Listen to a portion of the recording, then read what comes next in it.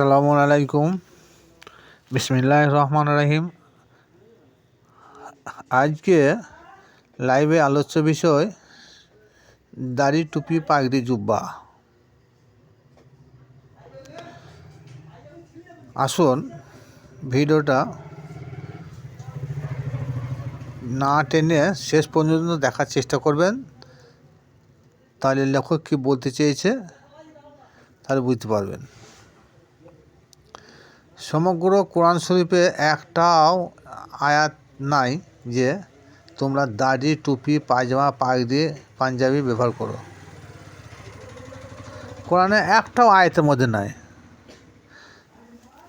কোরআন শরীফে দাড়ির উল্লেখ আছে, হারুন আলাইহিস সালামের দাড়ি ছিল, এটা প্রমাণ। কিন্তু হারুন আলাইহিস সালাম তিনি আমার হুজুর পাক সাল্লাল্লাহু তাআলা আলাইহি সাল্লামের বহু পূর্বসারী নবী রসুল। যেগুলো সরাসরি কোরআনে ঘোষণা করেছে সেগুলো আমরা মানতে পারি না। দাড়ি, টুপি, পাগড়ি, পাঞ্জাবি এগুলো হলো লিবাস। লিবাস দুই প্রকার, বহির্গত লিবাস আর আন্তরিক লিবাস। টুপি, পাগড়ি, দাড়ি এইগুলো হলো বহিরাগত লিবাস বা জাহিরি লিবাস। হাকিকি বা আন্তরিক লিবাস হলো আমাকে ভাবতে হবে যে আমি একজন মুমিন মুসলমান, আমি যেন কাউকে টুপি না পরাই, আমার দ্বারা কেউ যেন কষ্ট বা আঘাত না পায়, আমার জুবান দ্বারা যেন সত্য ছাড়া মিথ্যা বাহির না হয়, আমার মাথায় যেন দুনিয়ার বোঝা না থাকে। তাছাড়া সূরা রাদে হবে সম্ভবত, আল্লাহ বলেন যে পোশাক পরিচ্ছদ তোমাদের ইচ্ছা অনুযায়ী ব্যবহার করতে পারো, আমাদেরকে আল্লাহর হুকুম মেনে চলতে হবে। সুতরাং টুপি, পাগড়ি, পাঞ্জাবি বাধ্যবাধকতা নয়, যেগুলো ফরজ সে বিষয়ে কারোর কোনো চিন্তা ভাবনা গবেষণা থাকে না। কেউ যদি বলে যে হুজুর পাক সাল্লাল্লাহু তাআলা আলাইহি সাল্লাম তিনি এসব ব্যবহার করেছেন, আমাদেরকে ব্যবহার করতে হবে, এটা ভুল সিদ্ধান্ত। আমি বলতে চাই তেনাদের হাদিস কোরআন অধ্যয়নের কোথায় ভুল হচ্ছে। কারণ হুজুরের নবুয়ত প্রকাশ পাইবার আগে তখনকার মানুষ যথা আবু জেহেল, আবু লাহাব, উকবা, ওয়ালিদ প্রমুখ, এদের দাড়ি ছিল, পাঞ্জাবি ছিল, মাথায় পাগড়িও বাঁধা থাকতো। এরা কি তাহলে পূর্ণাঙ্গ মুমিন মুসলমান?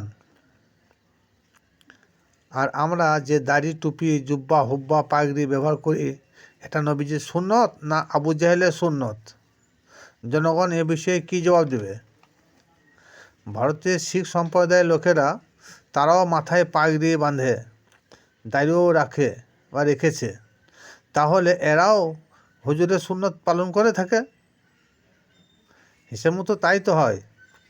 ভারতে মনমোহন সিং কি সুন্দর দাড়ি এবং কি সুন্দর পাগড়ি বেঁধে থাকতো সবসময়, তিনি কি প্রকৃতপক্ষে একজন মুসলমান? সারা বিশ্বের শ্রেষ্ঠ কবি রবি ঠাকুর, তিনি দাড়ি রেখেছেন, খুব লম্বা দাড়ি, তাই তিনি কি মুসলমান? না। পাঞ্জাবিরাও তারাও লম্বা দাড়ি, পাগড়ি সর্বদাই ব্যবহার করে থাকে, তাহলে এটাও কি হুজুরের সুন্নত? একজন পুলিশের ড্রেস পরিধান করে তাহলে তাকে কি পুলিশ বলা হবে?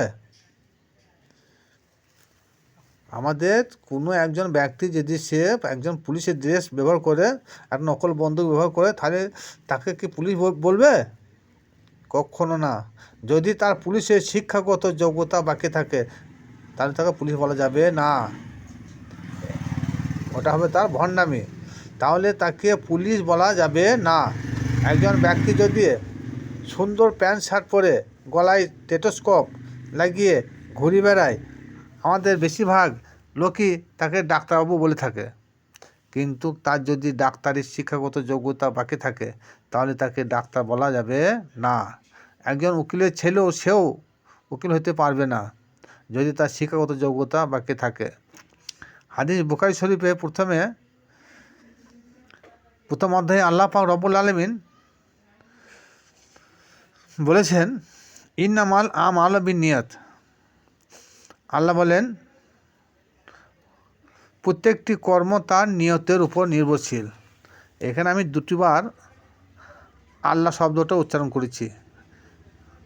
প্রথম বলেছি হাদিস বুখারী শরীফে আল্লাহ বলেছেন, তারপর বলেছেন ইন্নামাল আমাল বিন্নিয়াত। এর মানেও আল্লাহ বলেন প্রত্যেকটি কর্ম তার নিয়তের উপরে নির্ভরশীল। তাহলে অনেকে বলবেন যে এটা হাদিস, হাদিস মানে নবীর জুবানের কথা, কিন্তু কোরআনে কি বলেছে আল্লাহ জানেন? সূরা নাজমে 3 নম্বর আয়াতে ওমা ইয়ানতিকু আনিল হাওয়া, আমার হাবিব, আমার বন্ধু, আমার নবী জীবনেও একটাও কথা তিনার পাক জবান থেকে তিনি বলেন নাই, যা বলেছেন আমার জবানেই বলেছেন। তাহলে এবারে আপনারা বুঝতে পারবেন যে কথাটা কার, এটা হকিকতের কথা। জাহির দিক থেকে বিচার করলে এটা হুজুর পাকের নামই আসবে, কিন্তু সত্যটা যখন প্রকাশ পাবে তখন এটা রসুলের পরিপ্রেক্ষিতে আল্লাহরই কথা হবে। আল্লাহ বিচার দিবসে লম্বা দাড়ি, টুপি, হুব্বা, জুব্বা, পাগড়ি এসব কিছুই দেখবেন না। বর্তমান সমাজে এমন লোক রয়েছে তারা সব সুফি ড্রেস পরে ঘুরে বেড়াচ্ছে। দেখলে মনে হবে একজন কামের বুজুর্গ ব্যক্তি, কিন্তু তার মধ্যে শিক্ষাও নাই, আমলও নাই। এরকম ব্যক্তি হাজারো হাজার ঘুরে বেড়াচ্ছে। আল্লাহ বলেন আমি ভুল ক্ষমা করে দেবো, কিন্তু ভণ্ডামি কখনো ক্ষমা দেব না। আল্লাহ যেসব কর্ম করতে আদেশ করেছেন সেগুলো পালন করা আমাদের কর্তব্য। সেই সব কর্ম করব যেসব কর্ম আল্লাহ আদেশ করেছেন, যেগুলো নিষেধ করেছেন সেগুলো থেকে আমরা দূরে থাকবো বা বর্জন করব। জীবনে আমরা কত ফরজ কাজ তরক করেছি তার কোনো ইয়াত্তা নেই, আর ভয়ও নাই। কত বেইনসাফি কর্ম করেছি তার কোনো হিসাবও থাকে না। কতজনে হক নষ্ট করেছি সেসবের কোনো ভয় থাকে না। আমি আপনি ঠিকমতো মুমিন মুসলমান হয়েছি কি না তার কোনো খবর নাই।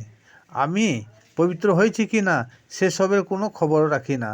খবর রাখি দাড়ি, টুপি, পাগড়ি, পাঞ্জাবি নিয়ে। ইহা কখনো ফরজ ওয়াজিব কিছুই নয়, কিন্তু উপরে যেসব তথ্য তুলে ধরা হয়েছে সবই ফরজ। আসুন আমরা দাড়ি টুপি নিয়ে মারামারি করব না। আমাদের কর্ম হচ্ছে ঈমানকে মজবুত করতে হবে, এবং ঈমান মজবুত করে আমল করে দুনিয়ার জিন্দেগি শেষ করে আল্লাহর সম্মুখে একদিন হাজির সকলকেই হতে হবে। আসসালামু আলাইকুম।